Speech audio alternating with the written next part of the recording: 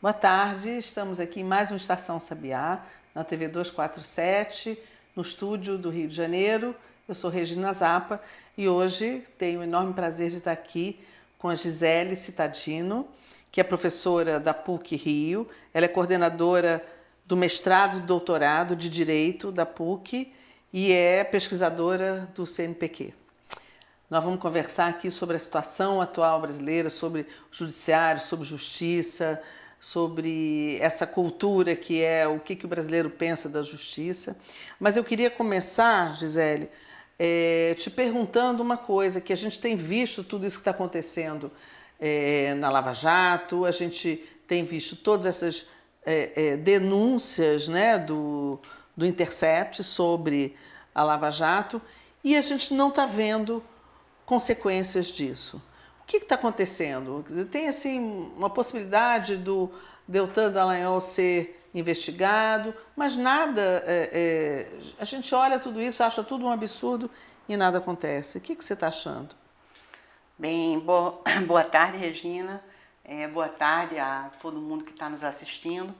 É verdade, Regina, há uma certa paralisia, eu diria, né, da sociedade brasileira, uma certa paralisia do ponto de vista político, né?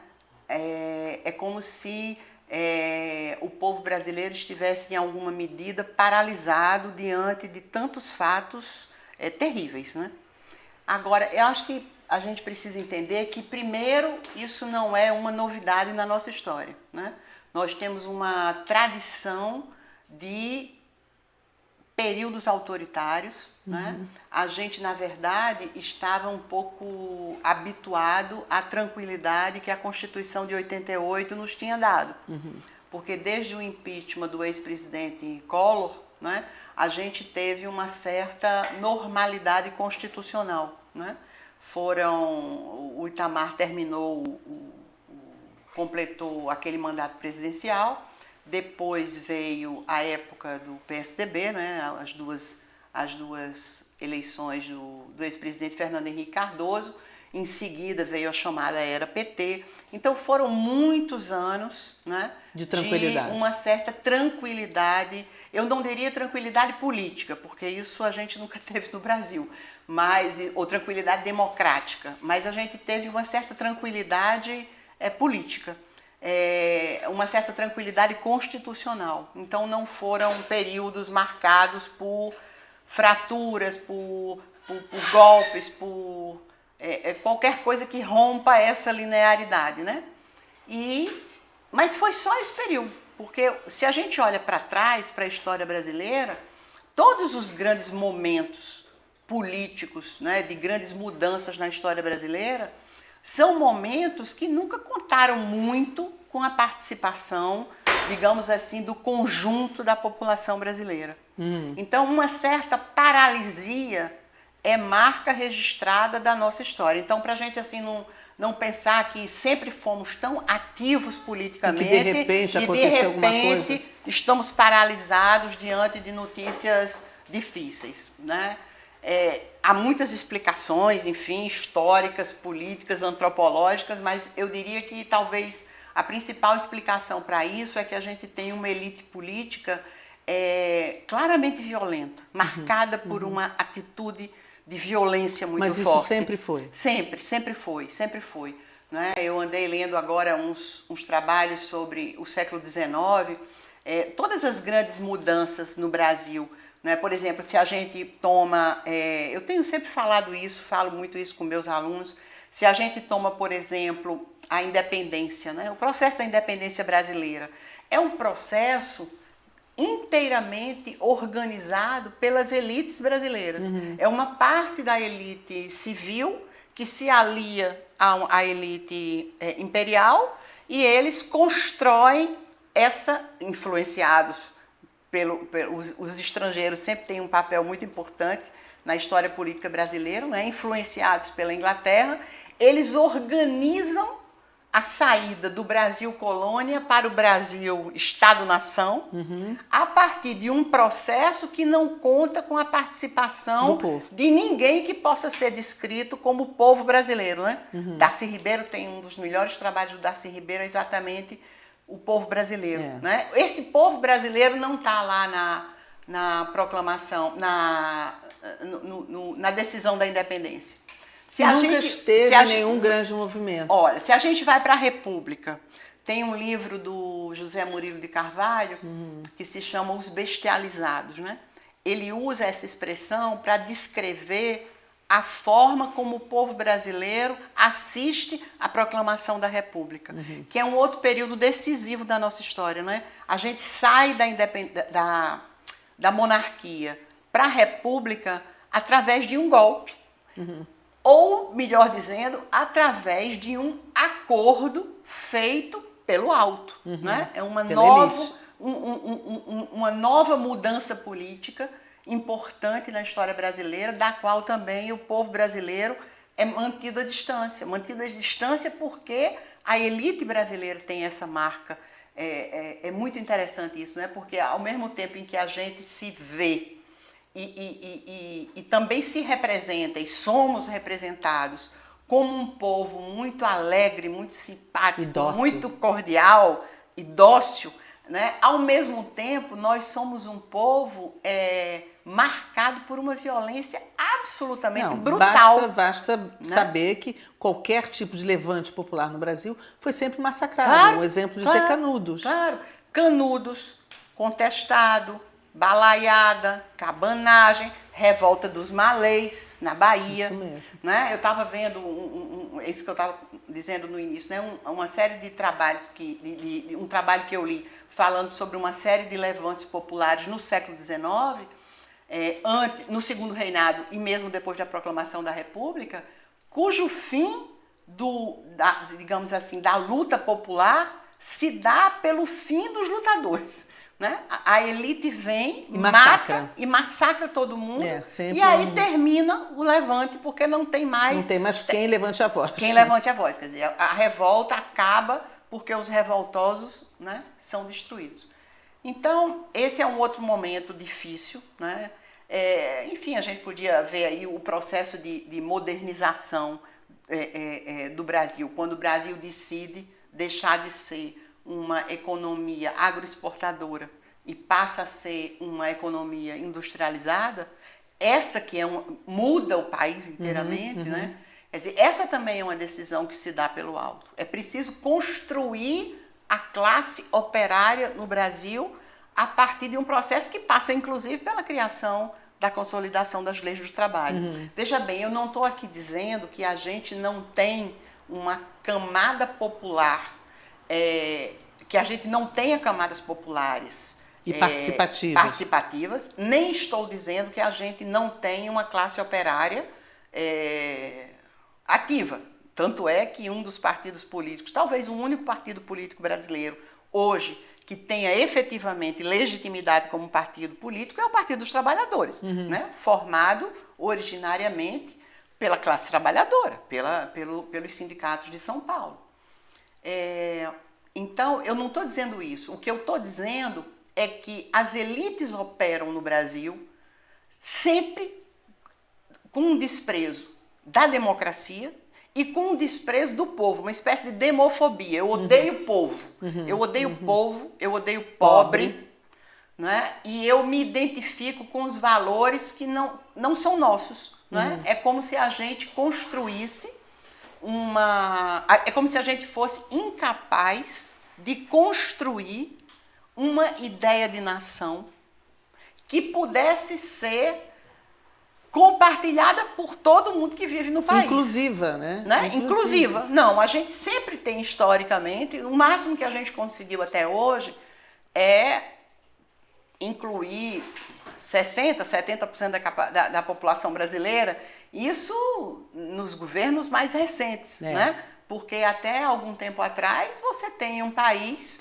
cuja elite o preparava para, no máximo, 40% da população. Né? Então, a gente tem a ditadura militar. Né? A ditadura militar, quando os militares chegam no poder, em 64, no golpe, 70% da população brasileira vive no campo. 30% da população brasileira vive na cidade. Nos anos 80, quando os militares saem do poder, né, numa transição também negociada, né, aquilo que acho que o Vanderlei Guilherme dos Santos, que nos deixou lamentavelmente há poucos dias, né? O Vanderlei, eu acho que era o Vanderlei que designava essa transição como uma transição por transação, né? Uma grande transação de todos com quase todos. É por isso também que a gente nunca conseguiu fazer uma avaliação correta, né? Buscar a verdade do que realmente aconteceu no Brasil durante a ditadura. A gente nunca conseguiu enfrentar o tema da tortura, a gente nunca conseguiu enfrentar o tema dos desaparecidos. E da violência, né? De uma violência brutal, né? Inclusive econômica, né? Um país que cresce a taxas vertiginosas mas que não distribui. Mas que não distribui renda, sempre com aquele discurso de que é preciso fazer o bolo crescer para o bolo dividir, e esse bolo que nunca foi dividido, né? A gente nunca teve uma sociedade, durante a ditadura, que as taxas de crescimento foram muito altas, isso você manteve de forma violenta, né, todo um conjunto da população fora, né, do Estado, fora da nação brasileira. Quer dizer, então, essa mudança, por exemplo, essa, que eles chamam de modernização feita pela ditadura, também foi uma revolução pelo alto. Né? É um pouco paradoxal falar em revolução pelo alto, porque a gente sempre entende revolução como alguma coisa que parte da base da sociedade, mas na verdade é uma revolução pelo alto. E a única vez que houve, de fato, distribuição de renda, mínima que seja, que foi no governo do PT, e que também foi uma ação do governo.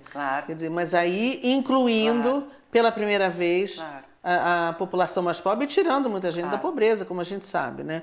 Agora, quando a gente falou no começo, assim, o que acontece na Lava Jato, por que nada acontece, por que não tem consequência do que foi divulgado aí pelo Intercept, você falou por que a sociedade não reage. Mas e a justiça? E o judiciário? Porque aí eu acho que tem um outro problema, né? É que o Brasil sempre conviveu muito bem com atores políticos autoritários, né? Isso tudo que a gente mencionou até agora, todos esses movimentos políticos que você sai de um determinado momento da história e ingressa em outro momento da história, esses movimentos políticos no Brasil, eles sempre contaram com atores políticos autoritários. E eu acho que agora, desde o golpe de 2016, porque foi um golpe, né, contra o governo da presidenta Dilma Rousseff, que acabara de ser eleita, né, você a partir dali começa a organizar, né, o adversário, Aécio Neves, no dia seguinte à eleição, ele disse: nós não aceitaremos o resultado desse processo eleitoral. Eles nem cogitaram a possibilidade do processo eleitoral ter sido um processo eleitoral fraudado. Não, eles simplesmente reconheciam a legitimidade, reconheciam a vitória, eles admitiam a legitimidade do processo, mas eles disseram que não vamos aceitar a decisão do povo brasileiro. Por isso no fundo é isso. Claro, por isso que eu acho que no Brasil a gente tem que prestar muita atenção à democracia representativa. Sabe? As pessoas elogiam muito a democracia participativa. Participação popular, ter gente na rua. Sem dúvida que isso é fundamental. Digamos, o mundo democrático contemporâneo, né, seja nas vertentes dessa semana, Chile, Bolívia, se manifesta na rua. Se manifestando na rua, isso é uma coisa excepcional.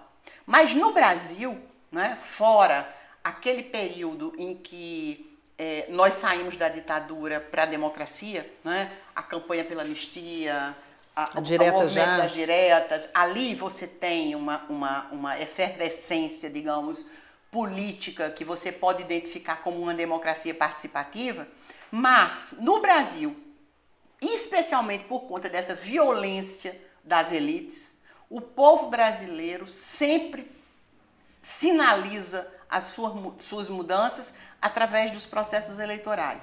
Eles podem até errar de vez em quando. Como erraram agora, Como erraram agora, recentemente. né? Sem dúvida nenhuma que erraram feio.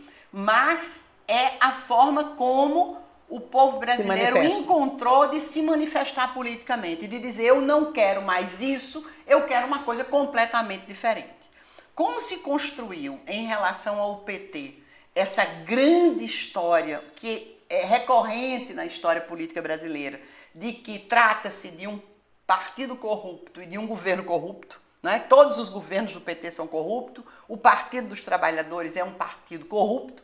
Quer dizer, isso é uma mentira tão absurda. É uma construção que é uma arma. É uma construção. Sempre foi a arma da direita. Claro, sempre foi a arma da direita. Quer dizer, contra Getúlio, o discurso do Mar de Lama, contra Juscelino Kubitschek, o discurso de que tratava-se de um grande corrupto. Juscelino Kubitschek morre e cadê a fortuna? Cadê os apartamentos à beira-mar de Juscelino? Nada disso existia. Quer dizer, essa coisa da corrupção, porque somos efetivamente uma sociedade profundamente corrupta. E não podia ser diferente. Uma sociedade em que todos os seus grandes movimentos políticos são construídos pelo alto, só pode ser uma sociedade... São negociados. Só pode ser uma sociedade corrupta. Então, a corrupção no Brasil está aqui desde 1500. Agora, as elites, em determinados momentos da história, se apropriam e se reapropriam desse discurso da corrupção exatamente para impedir os avanços sociais. Impedir os avanços e impedir que o Brasil possa ser uma sociedade que abrigue e que seja mais inclusiva. Então, em relação ao sistema de justiça, o que eu acho que é muito interessante é que o sistema de justiça é o ator político autoritário do momento. Então, essa paralisia do povo brasileiro, ela me parece natural. Por que nada acontece? Eu ainda não sei se nada acontece. Pode ainda acontecer. Eu acho que vai acontecer. É uma questão de tempo. Se vai acontecer agora, se vai acontecer daqui a 6 meses, se vai acontecer daqui a 10 anos, né? Mas eu acho que esse movimento, né? Porque o que é que a gente tem no lugar do PT? Quer dizer, o discurso contrário ao PT foi um discurso que não levou o Brasil, ou a decisão do eleitor brasileiro, para o centro do espectro político. Ao contrário, levou a decisão do eleitor brasileiro para a extrema-direita. E para uma extrema-direita que tem duas características muito tristes, né? Uma delas é o fundamentalismo, né? A questão do uso do fundamentalismo religioso, essa legitimação que se dá, o uso político da fé, né? E da fé daqueles que menos podem, que menos têm a capacidade de contestar, que têm menos capacidade de reagir criticamente a isso. Se depender desse governo, vão ter cada vez menos, porque vão ter cada vez o conhecimento não vale nada, né? Sem dúvida. Não interessa, né? Então, é um movimento de extrema-direita profundamente fundamentalista e profundamente fascista. Então, todos nós brasileiros estamos um pouco impressionados com essa coisa do ódio, né? De onde vem tanto ódio? Realmente. Todo mundo se pergunta. Porque nós somos tão simpáticos, tão cordiais, tão amáveis, né? De onde vem tanto ódio, né? Esse ódio sempre esteve presente na nossa história, matando a nossa comunidade. Hoje mata a nossa comunidade negra. Eu acho que esse é o grande problema. Eu acho que, na verdade, a gente, em alguma medida, nunca abandonou a velha escravidão, quase 400 anos de escravidão, que hoje se mantém. Eu acho que o emblema é anteontem o deputado anteontem, né, o deputado que quebra, né, o painel que fazia uma crítica ao policial militar que mata o preto da favela, né? E ele vai lá e quebra aquilo. Que é um deputado, do PSL. E foi, não é? Acho que ele é do PSL, é um deputado do PSL, que é um policial também. Um policial, acho que ele é coronel. Ele arrancou, para quem não sabe, ele arrancou o painel na Câmara dos Deputados, na frente de todo mundo. Quer dizer, uma coisa pública, né? Gastou-se dinheiro para fazer uma exposição ali por conta do dia da consciência negra. Ele foi lá, simplesmente tirou, quebrou, largou no chão. nas vistas de todo mundo, nada foi feito, quer dizer, não foi chamado um segurança para tirar essa pessoa dali, porque estava destruindo uma coisa pública, e é assim que a gente está vivendo no Brasil hoje, nada aconteceu. Ele fez isso, acabou com aquilo e pronto.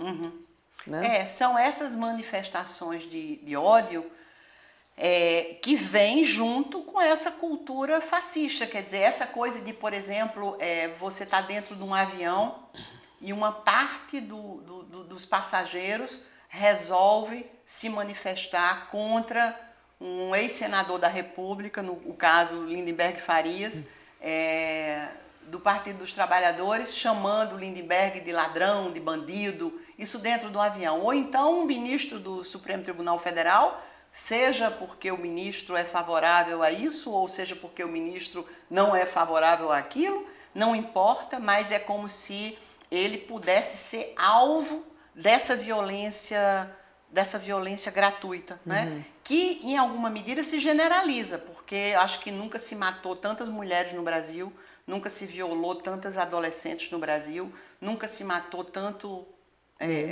pessoas da negras, comunidade, né? E negras, né? E Quer pobres. dizer, e pobres, quer dizer, você tem quase que uma cultura de licença, violência, uma licença para matar. Uma licença para matar, uma licença para agredir, uma licença para não conviver com a diferença. Isso é que eu acho que é fundamental.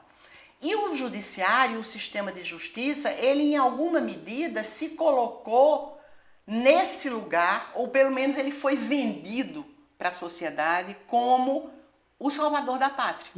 Né? A Lava Jato vai varrer a corrupção do país, né? A Lava Jato vai prender os grandes corruptos. Pela primeira vez, colar em branco. Né? O que é verdade, né? Eu me lembro de muitos anos atrás, quando se falava na CPI dos corrompidos, alguém dizia, quando é que nós faremos a CPI dos corruptores, daqueles que corrompem os deputados? Então sempre houve essa demanda da sociedade brasileira, e nisso eu acho que a elite política foi extremamente inteligente em usar isso para aceitação. Para aceitar a crítica, para convencer a sociedade de que era preciso tirar o PT, quando na verdade o PT provavelmente seja o partido menos corrupto da história e o partido mais republicano da história brasileira. Está pagando um preço alto por isso. Porque se nós tivéssemos, ao contrário do que fizemos, indicado, por exemplo, ministros para os tribunais superiores, não somente para o Supremo Tribunal Federal, ministros para os tribunais superiores e para o Supremo Tribunal Federal, a partir de critérios exclusivamente políticos, né? Como Bolsonaro anunciou, estou louco que 2020 chegue para eu colocar no Supremo Tribunal Federal o mais terrivelmente evangélico dos ministros. Quer dizer, ele diz isso sem menor pudor. Sem o menor pudor. Né? Quer dizer, nós provocamos, quer dizer, nós somos responsáveis pela criação desse tipo de monstro que diz aquilo que não pode ser dito, sob nenhuma possibilidade para uma sociedade se manter unida. Né? Ele diz aquilo que não pode ser dito e nós todos assistimos, né? Perplexos. Né? Então, o PT fez aquilo que esse governo, né, diz que pretende fazer. Né? Quer dizer, a escolha, se tivesse havido... O PT não fez. O PT não fez. Né? Quer dizer, se o PT tivesse agido dessa maneira, nós dificilmente teríamos algum problema, por exemplo, do impeachment da própria presidenta Dilma Rousseff. E seria uma avalanche de críticas, né? Também. Seria uma avalanche de críticas também. Você imagina, né? Quer dizer, as indicações foram indicações, eu desgosto de muitas das indicações do Supremo Tribunal Federal, não pelo fato de que são PT, eu não sou PT, porque eu acho que um juiz que não se tem que diga ser nada. Um juiz não pode ser nada. Né? Não pode ser nada. Você não pode julgar alguém a partir de um compromisso ideológico que eu tenho com um lado ou com o outro. Você exige uma certa imparcialidade, porque senão é o campo da violência. Né? O que nos dá segurança jurídica é exatamente a ideia, primeiro, de que a norma vale para todos. Que é imparcial. E que o julgamento será feito com base numa norma que vale para todos e um julgamento que é feito de maneira imparcial. O que não significa dizer que é feito de forma neutra. Não é isso. Mas é imparcial. Um juiz não pode ter um lado. Deveria ser, né? Então, o ministro Sérgio Moro abre prazo processual na Lava Jato para que exclusivamente o Ministério Público se manifeste. Se ele vai abrir um prazo processual, ele tem que abrir um prazo processual para a acusação e o mesmo prazo processual para a defesa. Claro. Ele abre exclusivamente um prazo processual para que o Ministério Público se manifeste num processo. Ele recebe uma documentação, ele compartilha aquela documentação com o Ministério Público. A defesa do presidente da República, do ex-presidente da República, Luiz Inácio Lula da Silva, os advogados Cristiano Zanin e Valesca Martins, eles pedem acesso a essa documentação. A mesma que o juiz compartilhou com o Ministério Público. E o juiz diz que a documentação está sob sigilo. Sob sigilo para a defesa, mas não está sob sigilo para a acusação. Já tinha um lado aí, claramente, desde o começo. Como é que um juiz sai do seu gabinete? Eu não sei se ele saiu do gabinete ou se ele convidou todo mundo para ir para o gabinete dele. Mas vamos supor que ele saiu, para a vergonha não ser tão grande. Como é que um juiz sai do seu gabinete e em algum local faz uma reunião com representantes do Ministério Público e com delegado da Polícia Federal para decidir quais serão os rumos da próxima operação da Lava Jato? Isso é uma coisa inacreditável. Isso é uma coisa absolutamente inacreditável. Então, ele não é um juiz, ele é um membro da força-tarefa. Ou ele que também não se confunde com a polícia. O Ministério Público não também se confunde, não pode se confundir com a polícia. Não pode se confundir com a polícia. Então, nesse caso, é pior, porque você tem 3 polos, né? A polícia, que indicia, né? que faz a investigação, o Ministério Público, que aceita a denúncia, o juiz que vai decidir, todos reunidos.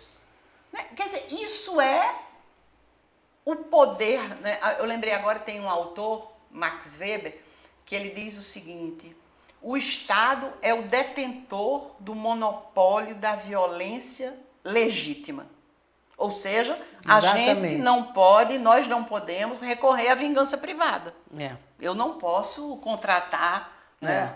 Por exemplo, tem que ir para julgamento. Um miliciano da hora. Eu não posso contratar o miliciano da hora e encarregá-lo de ali resolver um problema meu com quem quer que seja. Isso é vingança privada, isso é, é barbárie.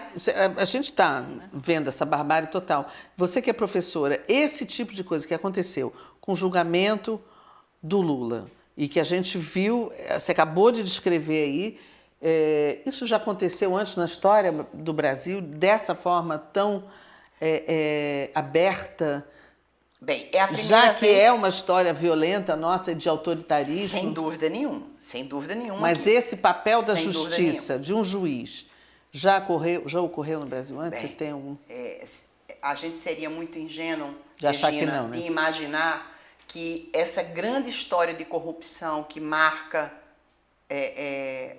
os diversos processos políticos ao longo do tempo fossem processos de corrupção exclusivos da política, aí entendida como legislativo e executivo.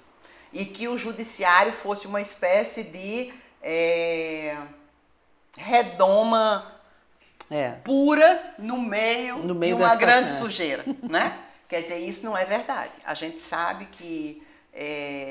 a gente sempre soube dos juízes que vendem sentenças. Sim, a gente sabe disso. Dos tribunais de justiça que... Mas eu digo assim, a ponto de impedir um político de concorrer a uma eleição onde ele está na frente. Isso sim. Eu não me lembro, realmente, não me lembro, né, nem de ter visto, nem de ter estudado casos em que o judiciário tenha sido tão ativista no sentido de tentar liderar o processo político como agora. Claro que ele não está sozinho nisso. Você tem uma grande mídia que dá a Sérgio Moro o prêmio de apoio, um homem que faz a diferença. Não é? Então você tem uma grande mídia que compartilha dessa ideia, não é? De que o judiciário pode ser, digamos, a liderança política para nos tirar do mar de lama atual. Você tem isso. Mas você tem... eu agora lembrei outra coisa também.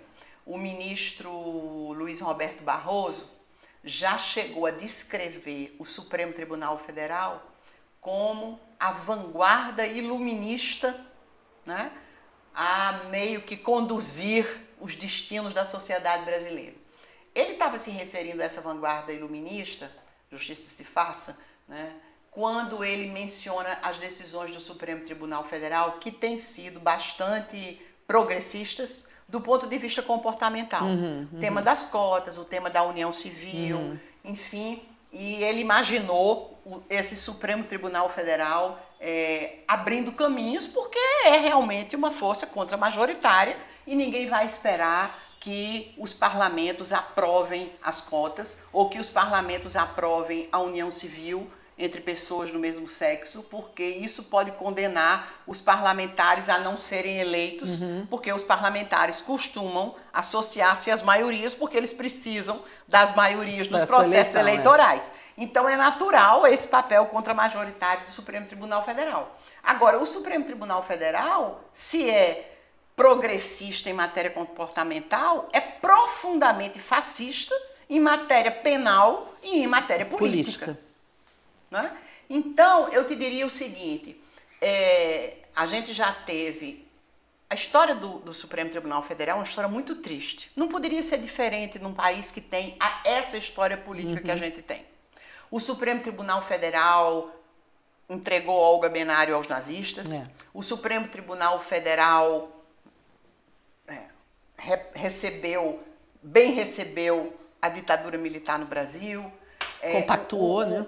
Compactuou. O Supremo Tribunal Federal, a DPF 153, decidiu que nós não iríamos, que a anistia valia e que nós não iríamos olhar o nosso próprio passado. Então, o Supremo Tribunal Federal, ainda que pontualmente tenha algumas medidas progressistas e importantes, a história do Supremo Tribunal Federal, digamos que ela não é das melhores. Né? E nem podia ser diferente. Ele é uma instituição desse país.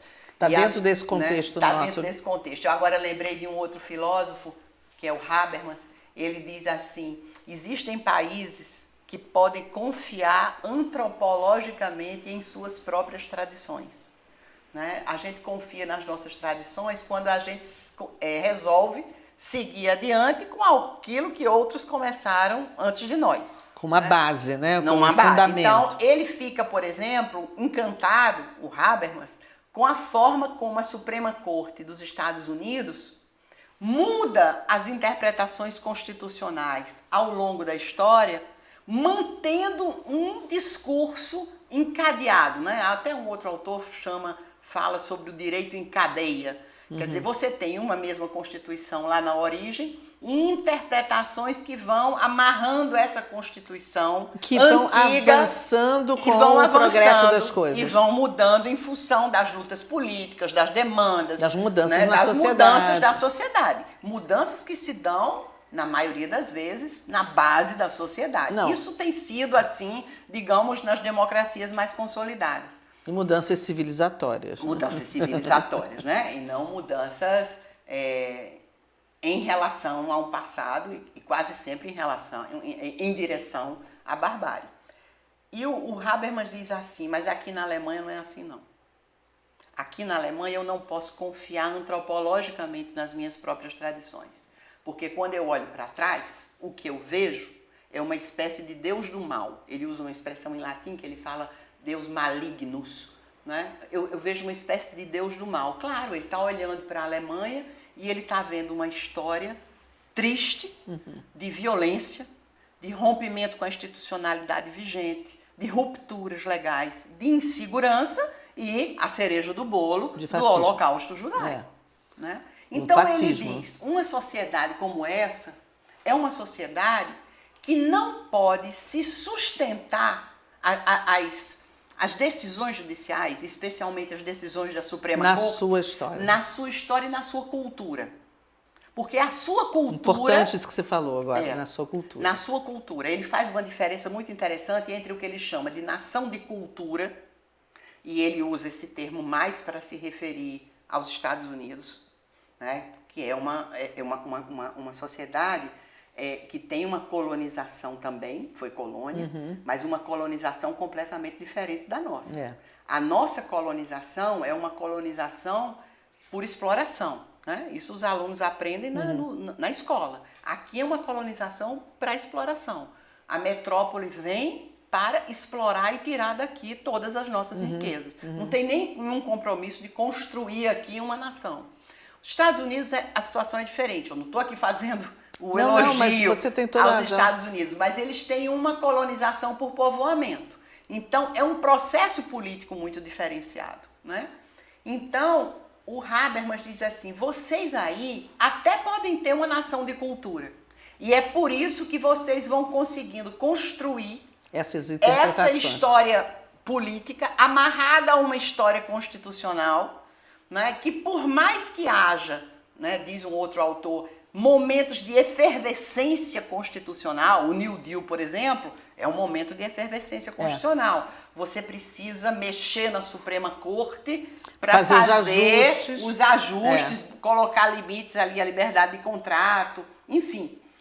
Mas você não tem uma insegurança jurídica que é transmitida para o conjunto da sociedade, que pode representar uma ruptura com a Constituição. Como a gente tem aqui. Como a gente tem aqui. Como a Alemanha tem ao longo da sua história. Então, o Habermas diz uma coisa que eu acho que serve muito para o Brasil. Ele diz assim, quando você não tem uma nação de cultura onde você possa sustentar a legitimidade das decisões judiciais, das grandes decisões judiciais, especialmente das decisões da Suprema Corte, você só tem a alternativa de recorrer à ideia de uma nação de cidadãos. Não uma nação de cultura, mas uma nação de cidadãos. Que é o caso da Alemanha. Que é o caso da Alemanha. Que eu acho que tinha que ser o caso do Brasil. Então, ao invés do ministro Barroso, do ministro Fux, ficarem apelando para a ideia de que a sociedade brasileira quer seguir um certo caminho em direção ao atraso, ao fascismo, sei lá o quê, né? E o Supremo Tribunal Federal é a vanguarda iluminista. Quer dizer, essa ideia de que o Supremo Tribunal Federal tem que ouvir a sociedade brasileira, isso é de uma irresponsabilidade política diante da história constitucional do Brasil, que eles deveriam, mais do que qualquer um de nós, conhecer profundamente. Porque... E conhecem, né? E conhecem, mas não sei se aplica. Eu não tenho certeza se eles conhecem bem. Eu não tenho certeza. Mas eu queria te perguntar uma bem. coisa. Como que você acha, então, que a Alemanha, que não tem essa tradição constitucionalista e que viveu o nazismo, né? O fascismo mais profundo que uma nação pode viver, como é que eles foram se reorganizando e são hoje uma nação democrática sólida? É uma nação democrática, sólida, mas é importante a gente lembrar que toda hora alguém diz, na Alemanha, nós temos um passado que não pode passar. Nós temos um passado que não pode ser esquecido. E a gente não fala isso aqui, né? Não, não. Essa é a diferença? Não, essa é a diferença, né? O Habermas tem um termo que ele também usa para isso. É um autor que para ler, é um autor difícil, é um autor pesado. Mas ele tem ideias absolutamente sensacionais. E foi muito popular até no final dos anos 60. Não. Até os anos 90. Mas começou lá atrás. Mas ele tem um livro chamado Direito e Democracia, uma teoria discursiva, faticidade e validade, uma teoria discursiva do direito e da democracia, que é do final dos anos 80. Então, ele tem um debate que chega até no final do século XX, né? Ele ainda está muito bem, né? Está com 89 anos, mas tem escrito coisas interessantes né? E pensando muito bem. Ele diz assim, gente como nós, os alemães, a gente precisa filtrar as nossas tradições, estou sendo literal, abre aspas, filtrar as nossas tradições por alguma consciência do pecado. Ou seja, a gente precisa ter um olhar crítico sobre a nossa história. Sobre os nossos erros. A gente precisa ter um olhar crítico sobre quem somos, de onde viemos, que história construímos até agora. Por que é que a gente não pode permitir que o terror do passado se repita? Então, um ministro do Supremo Tribunal Federal que diz que no Brasil de hoje, é preciso ouvir a voz das ruas, a voz do povo. Primeiro eu queria saber quem é esse povo. Quem é esse povo? Aonde está essa voz? Aonde está essa voz? O que diz essa voz? E por que que o Supremo Tribunal Federal, como é que num eles país escutam? como o Brasil, e como é que eles escutam? E quem eles escutam? Né? Quer dizer, num país como o Brasil, o Supremo Tribunal Federal fará o melhor possível se ele respeitar a Constituição brasileira.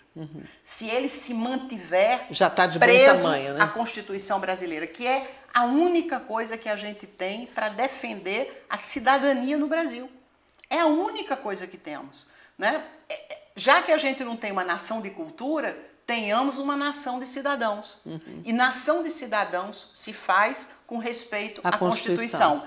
Essa que vem sendo absolutamente demolida, tanto do ponto de vista das reformas, a reforma da Previdência, a reforma trabalhista. Quer dizer,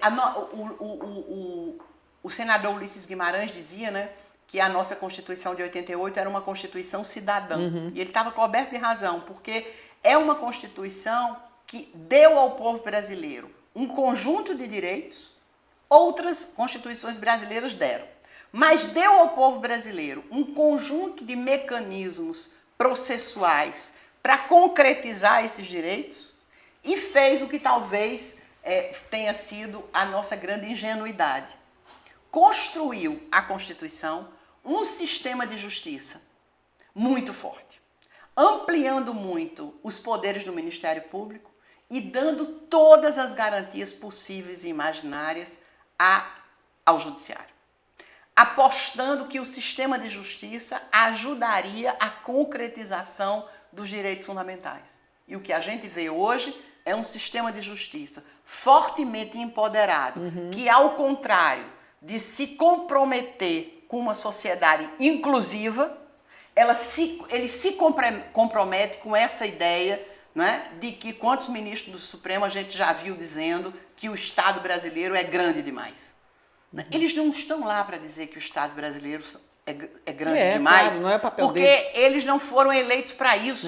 Quem quer que o Estado brasileiro seja mínimo, sai do judiciário, vai para a praça pública e começa a fazer discurso político para tentar ganhar voto, para ir para o legislativo e aí tentar fazer mudar. PEC. Fazer PEC, alterar a Constituição, tirar direito via reforma trabalhista, tirar direito via sistema previdenciário. Isso não é papel de ministro do Supremo Tribunal Federal, né? Dizer que tamanho o Estado brasileiro tem que ter. O papel do Supremo Tribunal Federal é interpretar a nossa Constituição da forma mais literal possível. Né? Esse caso agora da presunção de inocência é um verdadeiro escândalo. Está dito na Constituição que alguém só pode ser preso depois da sentença transitar em julgado. Isso significa, desde que o mundo é mundo, significa depois que todos os recursos forem julgados. Então me vem o Supremo Tribunal Federal com uma interpretação que eles chamam de construtivista, é o construtivismo do mal, para violar a presunção da inocência. Agora, num país que tem a tradição autoritária que a gente tem, ter um descompromisso com a presunção de inocência é uma tragédia. É uma tragédia. Uma tragédia. É uma maldade. É uma violência. A gente está vivendo um tempo de crueldade nesse país. É um tempo de crueldade. Eu acho que... E a gente falou enfim, voltando só a um detalhe que a gente não discutiu ainda, que foi uma coisa revelada há pouco tempo, que foi a conversa do Paulo Guedes com o Moro sobre, né, o convite para ele ir ao governo, pouco antes dele deixar vazar aquela história do Palocci, né, as denúncias do Palocci, a delação do Palocci. A delação premiada, Regina, nesse ponto, e aí eu acho que é porque eu sou professora de Direito, nesse ponto eu acho o seguinte, é um pouco diferente essa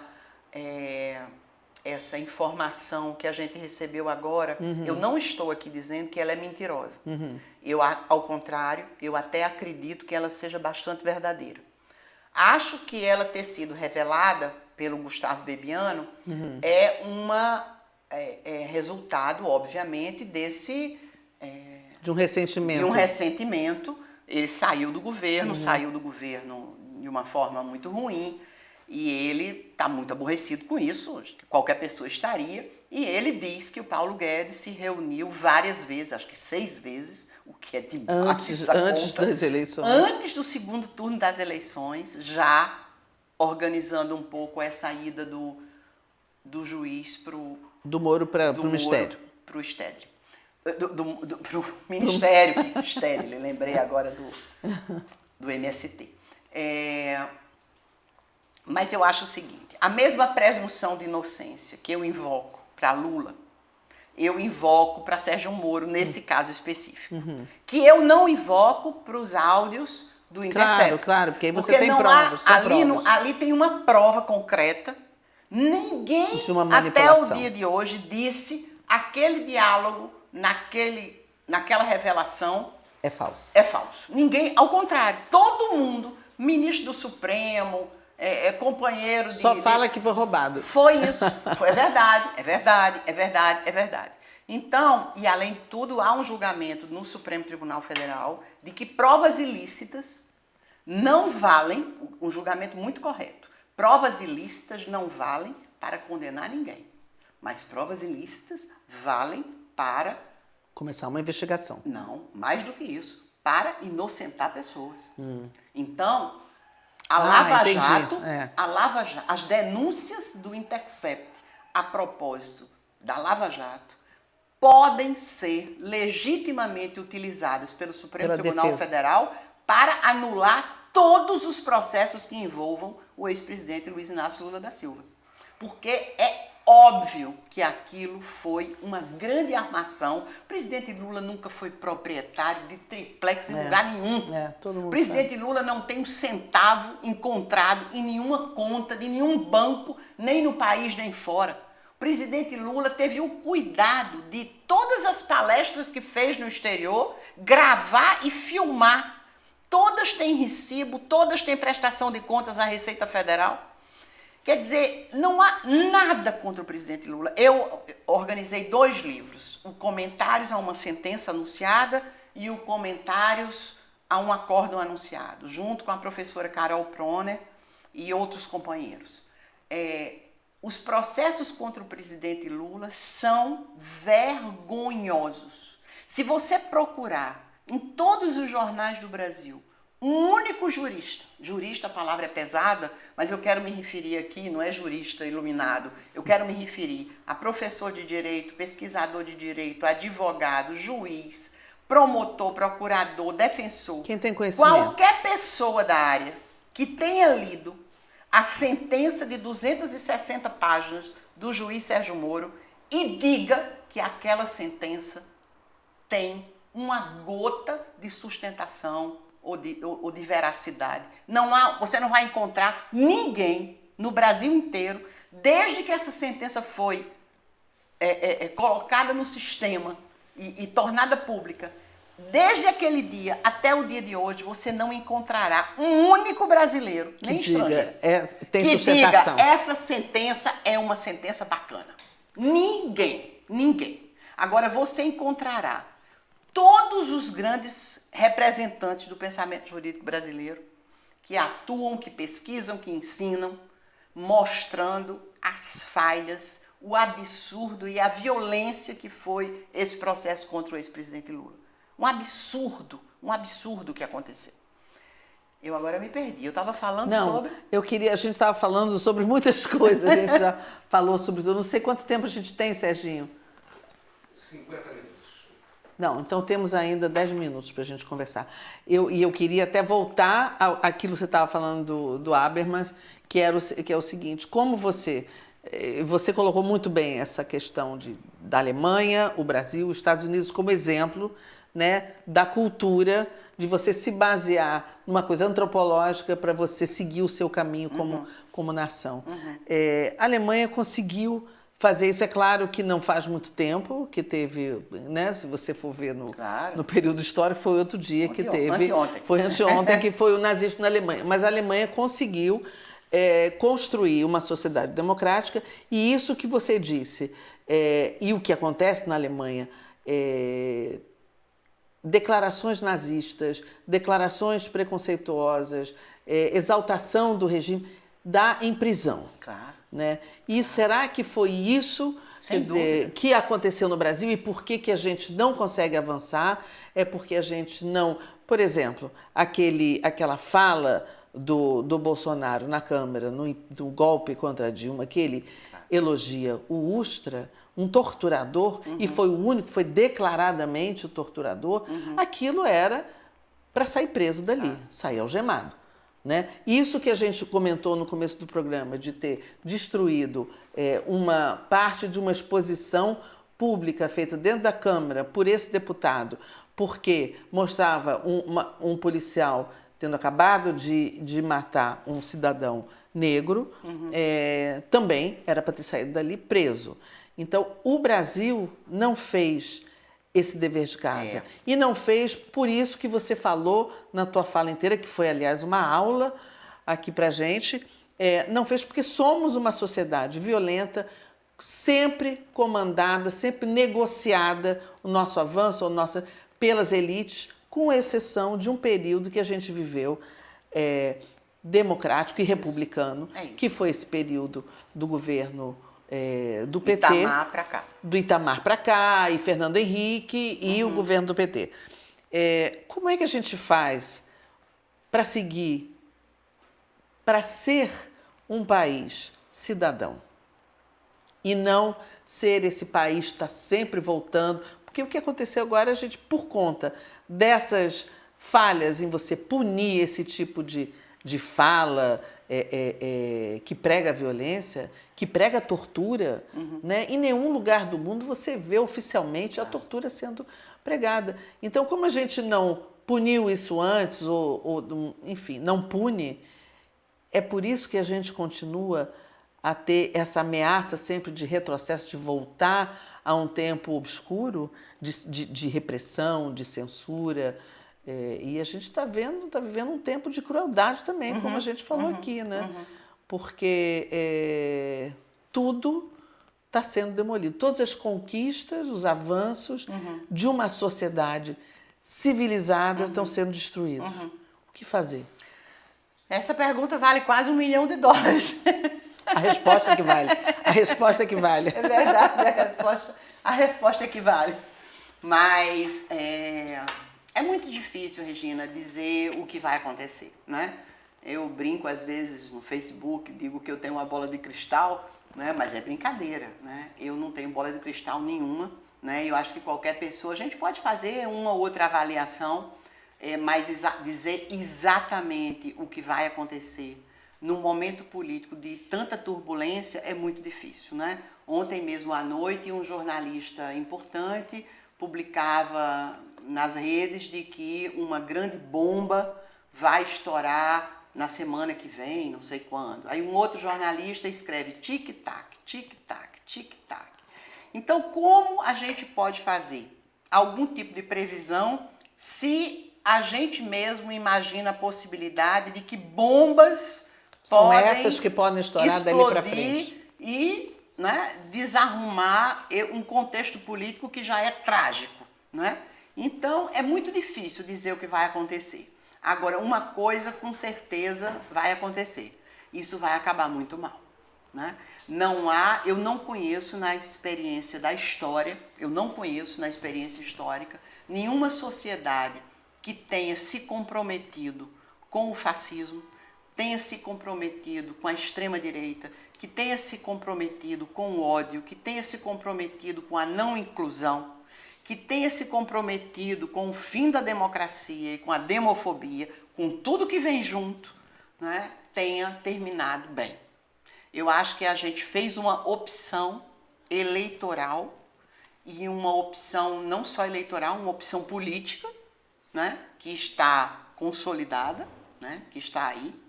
Essa opção que fizemos, ela não será desmanchada, digamos, sem um custo político muito alto. Mas que foi, né?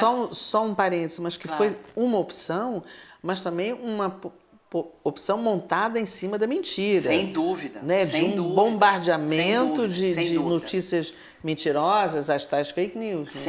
Sem dúvida, que há todo um processo de manipulação que envolveu parte do empresariado brasileiro, esse que talvez agora esteja pagando um preço muito alto com a desindustrialização que avança fortemente. Mesmo no setor agrícola também vai pagar. A situação está muito difícil, econômica, quer dizer, você tem todo um processo político que foi manipulado para que o povo brasileiro fizesse uma opção que nem foi assim tão grande, porque o adversário teve uma quantidade de votos bastante importante. Mas, de qualquer forma, o partido do Bolsonaro ganhou a eleição, e ganhou a eleição com base nesse discurso de ódio, com base nesse compromisso com um certo fascismo, com valores fundamentalistas, com valores antidemocráticos e mais do que isso, né, com esse elogio à violência, com esse elogio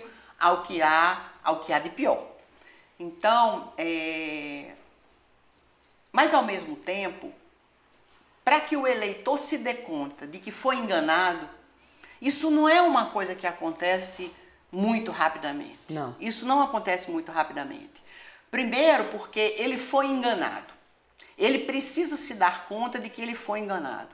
Depois de se dar conta de que ele foi enganado, ele precisa decidir para onde ele vai. E do fato de ter se dado conta de que foi enganado, o que não é garantia, que a gente não tem garantia, porque se a gente sabe, eu vi semana passada, eu vi um vídeo de um navio português que está fazendo uma drenagem num canal na cidade do Porto. E ele joga uma terra preta no mar, porque ele está fazendo a drenagem. Então, aquilo ali foi vendido, eu vi 2 vídeos semana passada, aquilo ali está sendo vendido para a sociedade brasileira como um navio venezuelano que parou na costa do Nordeste brasileiro para jogar esse óleo negro que está contaminando as praias. Vi um outro vídeo, semana passada, eu vi um outro vídeo de Marielle Franco, que eles usaram Marielle falando em algum lugar e eles, visivelmente, reduzem a velocidade e ela começa a falar e a impressão que você tem é que ela está meio bêbada ou drogada.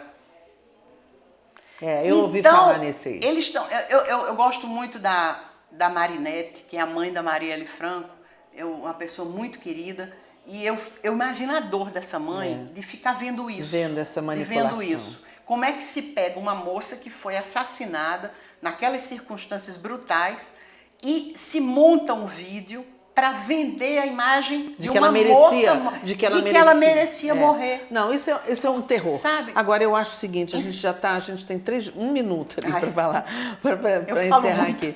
Não, ótimo a nossa conversa, você vai voltar aqui depois. Mas eu acho assim, que tudo bem, muita gente foi enganada, muita gente não foi enganada, muita gente quer, exatamente porque ele não enganou ninguém. Desde o primeiro dia, ele disse que era a favor da tortura, disso, daquilo. O símbolo da campanha foi uma arma. Foi uma arma, da violência, a favor da violência. E as pessoas que votaram conscientemente nele porque acham que é isso mesmo, é um número menor, não digo que seja todo mundo que votou nele. E uma parte realmente foi influenciada por esses vídeos, principalmente pessoas... Está sendo ainda. Está sendo ainda, pessoas religiosas. Isso está sendo comprovado como essas fake news continuam, esses robôs continuam a jogar tudo aqui. Então a gente quer crer que boa parte dessas pessoas foi enganada. Sem dúvida. Mas a Boa gente parte, tem sim. que saber também que tem uma Sim, parte que não claro, foi, claro. que a gente tem esse tipo de mentalidade nessa sociedade. E quer que eu lhe diga uma coisa? Quero. Que bom que essas pessoas apareceram. Que bom. Que bom que esse racismo está aparecendo. Está aflorando como ele Aflorando, porque é muito bom você lutar contra o inimigo que você vê. Tá vendo, que ele se identifica, que ele aparece, que ele diz, sou racista. Eu quero mais que a população negra morra. Então, eu vejo aquele inimigo na minha frente e é muito mais fácil lutar contra ele desse jeito. O pior é você passar o resto da vida achando que o povo brasileiro não é racista, é um dos povos mais racistas da história. É o povo brasileiro. É muito racista. Mas é uma tristeza você ver ele, ao longo da história, dizer, a elite brasileira dizer ao longo da história que não é racista, que come feijoada, que dança samba, que adora a cultura negra. Como é que você vai lutar contra essa gente? Então é muito bom que eles estejam aparecendo. Se tem uma coisa boa, se tem uma coisa boa politicamente, nesse lamentável processo, é que nós conseguimos descobrir inimigos que estavam ocultos. E aí é muito mais fácil enfrentá-los. E conhecer melhor o nosso próprio país. É isso, né? é isso. Então é isso, chegamos ao final. Gisele, você vai ter que voltar aqui. Foi ótima essa conversa, uma aula. Espero que vocês tenham gostado, como eu adorei essa conversa aqui com você, muito esclarecedora, muito importante. E até a próxima, espero que você volte aqui. Agradeço a todos que estão assistindo, Sérgio. E até a próxima. E a Gisele vai voltar com essa verve dela aqui, que foi maravilhosa. Obrigada, Gisele. Obrigada. Tchau, até a próxima. Tchau, tchau.